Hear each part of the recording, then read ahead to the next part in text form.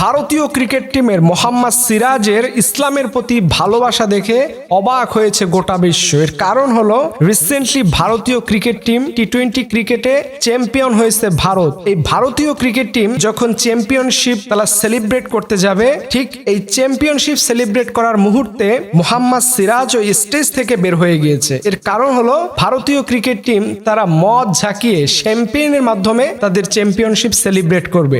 ঠিক এই জিনিসটা বুঝতে পেরে মোহাম্মদ সিরাজ ওই স্টেজ ছেড়ে সে বের হয়ে গিয়েছে। সবাই অবাক হয়ে রইল যে মোহাম্মদ সিরাজ এই সময় কেন বের হলো, কিন্তু ইংল্যান্ড আমেরিকান মানুষগুলো অবাক হতে বাধ্য হয়েছে যে এরা হচ্ছে মুসলমান। কারণ মুসলমানদেরকে আল্লাহ সুবহানাহু ওয়া তাআলা তিনি বলছেন এই মদের ব্যাপারে, ইয়া আইয়ুহাল্লাযীনা আমানু ইন্নামাল খামরু ওয়াল মাইসিরু ওয়াল আনসাব, খবরদার মদ জুয়া এর ধারে কাছেও যেন মুসলমান না যায়। সেখানে তো মদ ঝাঁকি উদযাপন করবে বা লাগবেই। ঠিক এই সময় মোহাম্মদ সিরাজ ভাবলো যে ইসলামের দেয়া হুকুম আমি কেমন করে ভুলে যাই। আমি সামান্য একটা মুহূর্তের হয়তো 5 সেকেন্ড 10 সেকেন্ড 1 মিনিটের উদযাপন করতে গিয়ে আমি চিরস্থায়ী আল্লাহর হুকুমকে অমান্য করতে পারি না। এখান থেকে শিক্ষা হলো, এখনকার সময় প্রতিবেদন আসছে এবং দেখলাম আমাদের দেশের একজন নামকরা স্কলার সেটা নিয়ে বিবৃতি দিল যে এদেশে এখন মদের পরিমাণ সবচেয়ে বেশি, এদেশে এখন মদ খাওয়া মানুষ সবচেয়ে বেশি নাকি বাংলাদেশে দেখা যাচ্ছে। এটা খুবই আপত্তিকর।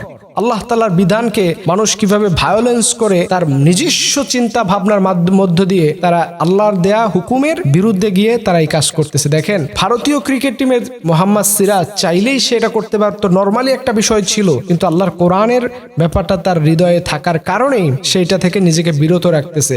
অথচ এখনকার ইয়াং সোসাইটি, ইয়াং জেনারেশন তারা এইটাকে এমনভাবে হৃদয়ের সাথে অ্যাটাচমেন্ট করেছে যে জীবনে একবার মদ খেতে পারলে আমার জীবন সার্থক হতো। এর জন্য খবরদার, আল্লাহর দেয়া হুকুম যে জাতি, যে মানুষ, যে গোষ্ঠী অমান্য করবে তারা নিঃসন্দেহে আল্লাহর রোষানলে পড়বে। আল্লাহর আযাব থেকে এদেরকে কেউ বাঁচাতে পারবে না। এর জন্য আমরা যে কোনো কাজ করি না কেন, যাই কিছু করি না কেন, অলওয়েজ কিপ ইউর মাইন্ড, মনে রাখতে হবে যে আল্লাহর হুকুমের বাহিরে যেন আমাদের বিন্দু পরিমাণও কোনো কাজ না হয়। কারণ আল্লাহ তাআলা on the day of judgement, কিয়ামতের দিনে তিনি আমাদেরকে পরীক্ষা করবেন এবং সে পরীক্ষা যদি আমি ফেল করি এই মদ খাওয়ার কারণে, তাহলে আমার স্থায়ীভাবে আল্লাহ তাআলার আযাব, আল্লাহ তাআলার গজবের লানতের শিকার হতে হবে। এর জন্য আসুন আমরা এই জাতীয় অন্যায় কাজ, খারাপ কাজ থেকে আমরা যেন আমাদেরকে ফিরিয়ে রাখি। কারণ আল্লাহ সুবহানাহু ওয়া তাআলা আমাদেরকে যেই পারমিশন দিয়েছেন ওইটা হালাল হিসেবে আমরা গ্রহণ করি এবং যেটাকে আল্লাহ তাআলা অর্ডার করেছেন, নিষেধ করেছেন, সেটা থেকে আমরা বিরত থাকি। এর মাধ্যমে পরকালীন জীবনে আল্লাহ সুবহানাহু ওয়া তাআলা তিনি আমাদেরকে সবাইকে সম্মান আর ইজ্জত আর মর্যাদা দিবেন।